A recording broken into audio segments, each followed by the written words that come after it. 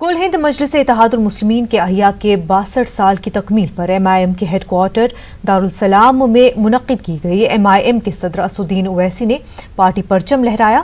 Telangana assembly میں party کے floor leader اکبر الدین اویسی نے کہا کہ ایم آئی ایم پر فرقہ پرست پارٹی ہونے کے الزامات کو مسترد کر دیا۔ انہوں نے کہا کہ ایم آئی ایم فرقوں کو دیکھ کر کام نہیں کرتی، دارالسلام کے دروازے ہر ایک کے لیے کھلے ہیں۔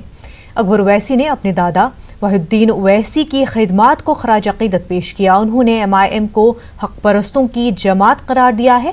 اس اجلاس میں مجلس کے ارکان اسمبلی، کارپوریٹرز اور مجلس کے کارکن شریک رہے۔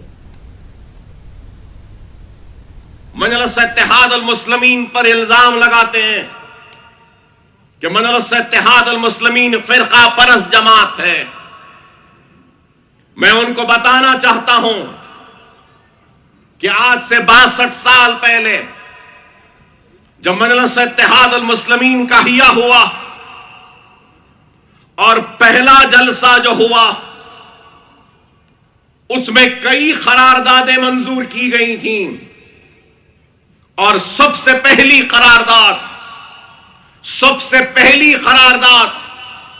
احیاء مجلس اتحاد المسلمین کے وقت فخر ملت علیہ الرحمٰن نے عوام کے سامنے پڑھ کر منظوری لی تو وہ قرارداد کیا تھی؟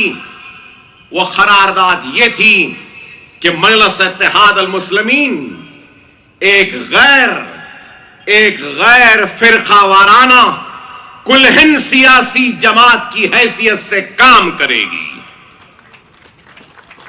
اور لوگ مجلس اتحاد المسلمین کو فرقہ پرست کہتے ہیں۔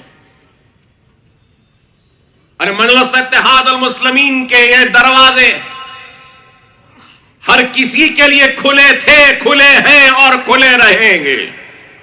یہ دارالسلام کے دروازے ہر کسی کے لیے کھلے تھے، کھلے ہیں، کھلے رہیں گے۔